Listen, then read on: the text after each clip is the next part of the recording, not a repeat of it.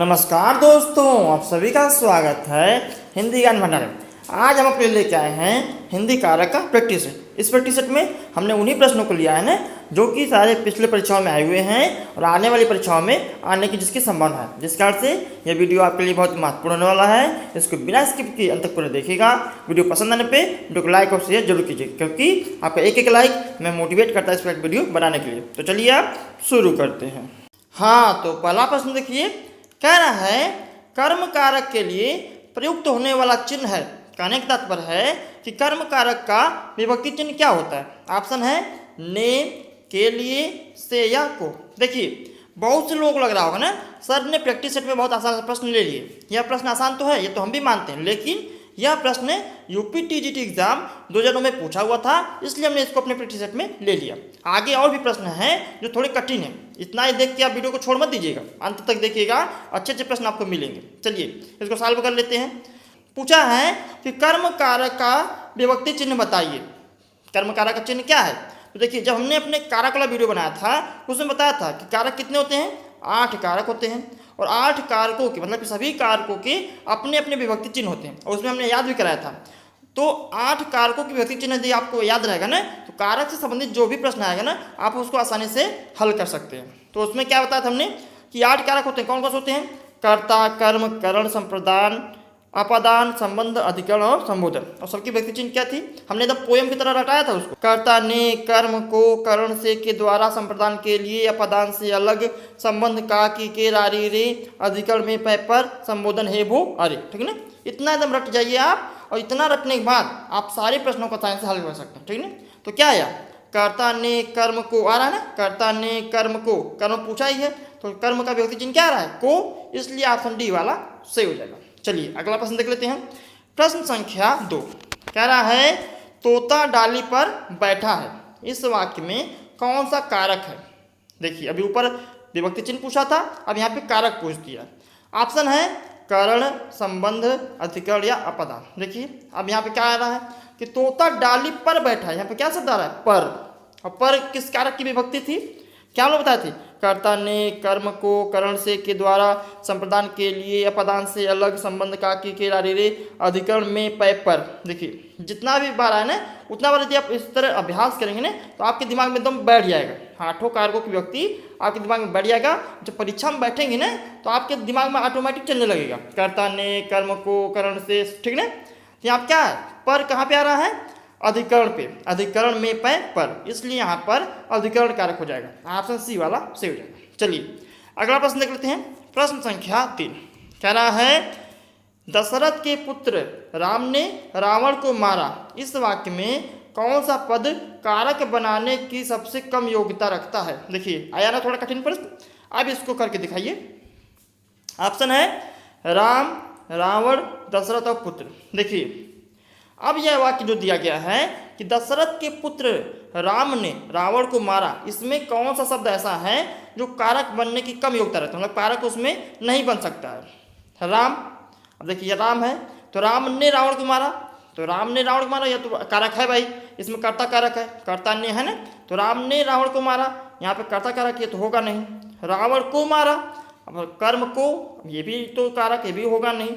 दशरथ के पुत्र, अब दशरथ के पुत्र भाई के किस में आता है? संबंध में ना, का की के रारी रे, संबंध कारक में आता है, तो ये भी नहीं होगा। देखिए पुत्र जो शब्द दिया है ना इसमें कारक बनने की सबसे कम योग्यता है, क्योंकि पुत्र के बाद कोई भी विभक्ति चिन्ह नहीं दिया है।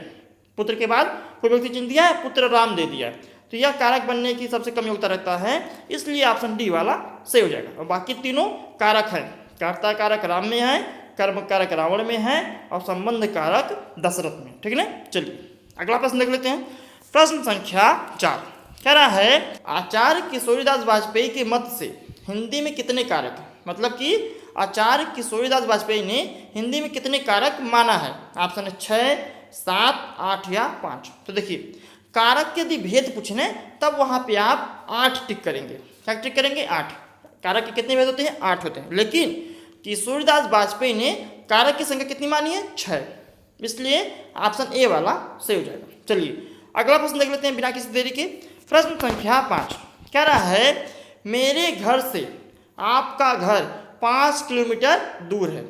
इस वाक्य में जो घर से शब्द दिया है में कौन सा कारक है? ऑप्शन है कर्म, करण, संबंध या अपदान। तो देखिए अब कह रहा है कि मेरे घर से आपका घर 5 किलोमीटर दूर है। अब देखिए करण कारक की भी विभक्ति होती है से और अपादान कारक की विभक्ति भी होती है से, दोनों कारकों की विभक्ति होती है से। लेकिन दोनों से में अंतर क्या है?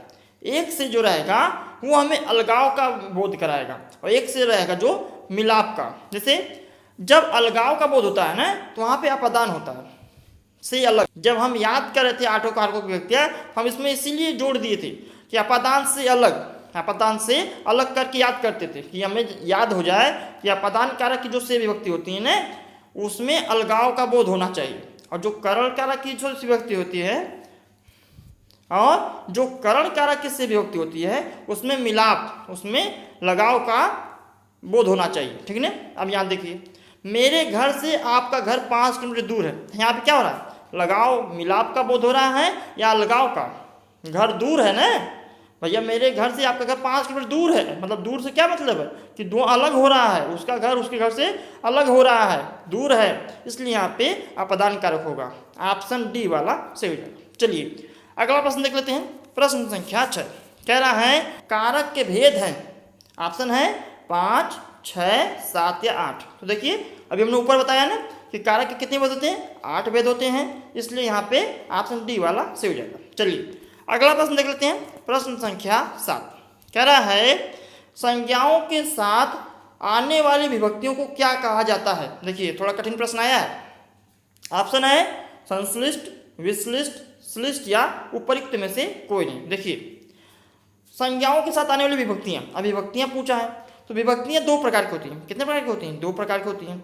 एक होता है संश्लिष्ट, एक होता है विश्लिष्ट। और जो श्लिष्ट दिया है ना ये बस कंफ्यूज करने के लिए दिया है। अब देखिए आप इसका मतलब समझ जाइए, प्रश्न हो तो अपने आप हल कर लेंगे। ठीक है ना। इसमें बता देने से आपका अगला प्रश्न जब दूसरे टाइप को पूछ देगा ना तो आपको उसमें समस्या आ जाएगी, इसलिए पहले आप मतलब समझिए। देखिए पहले संश्लिष्ट देख लीजिए कि क्या होते हैं। संश्लिष्ट वो विभक्ति होती है ना कि जो विभक्ति किसी शब्द के साथ लगे ना तो उसमें मिल जाए, उसमें मिल जाए, मतलब विभक्ति और वह शब्द आपस में मिल जाए। और विश्लिष्ट विभक्ति वो होती है जो किसी शब्द के साथ लगे तो शब्द और विभक्ति में अलगाव का बोध हो। ठीक है, थोड़ा दूरी बना के रहें, लोग अलग अलग रहें।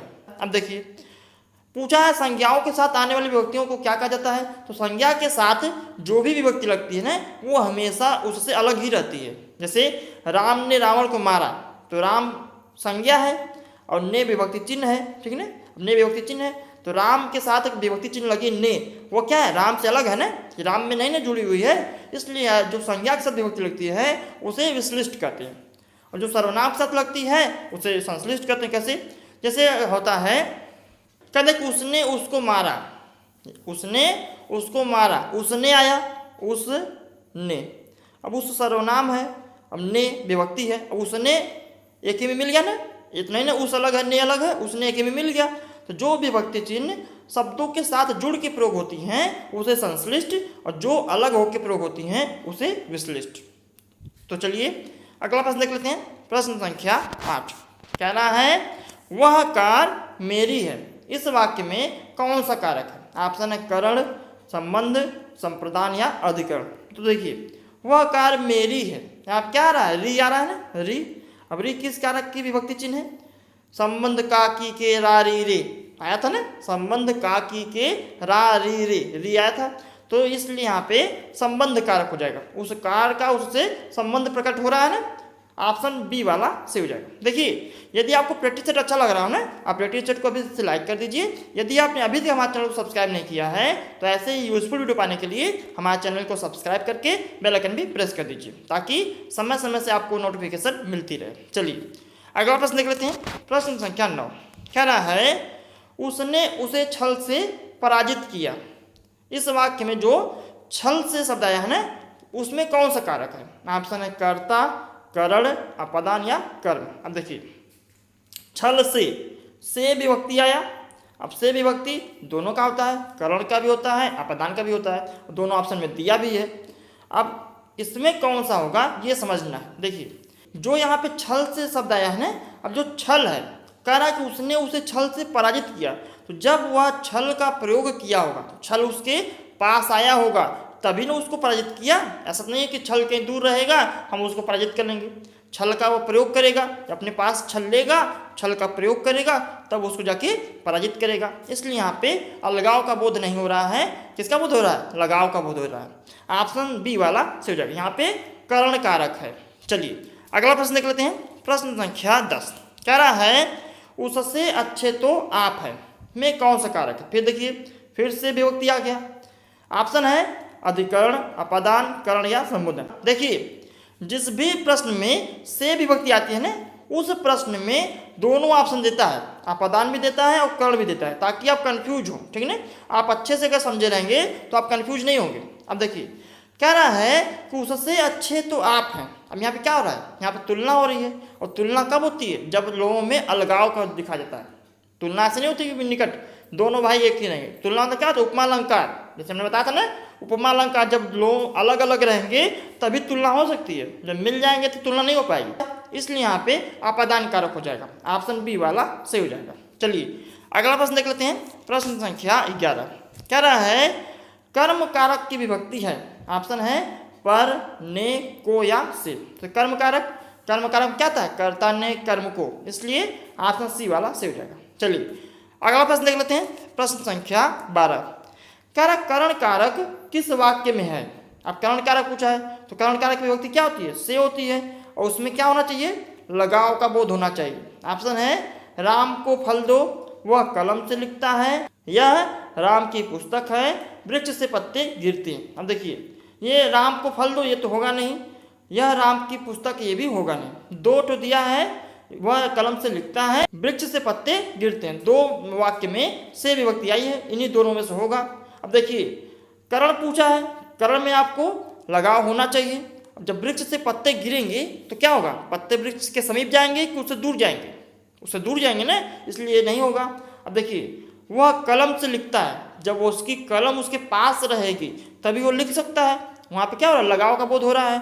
इसलिए यहाँ पे ऑप्शन बी वाला से हो जाएगा। वह कलम से लिखता है, इसमें करण कारक है। चलिए अगला प्रश्न देख लेते हैं। प्रश्न संख्या 13 कह रहा है अपादान कारक किस वाक्य में है? देखिए अभी हमने ऊपर बताया कि वृक्ष से पत्ते गिरते में क्या हो जाएगा? अपादान कारक हो जाएगा। ऑप्शन में भी दिया है, इसलिए ऑप्शन ए वाला सही हो जाएगा। वृक्ष से पत्ते गिरते हैं, इसमें अपादान कारक। देखिए जो प्रश्न आपको सही लगे ना, उसमें सारा ऑप्शन पढ़ना जरूरी नहीं है।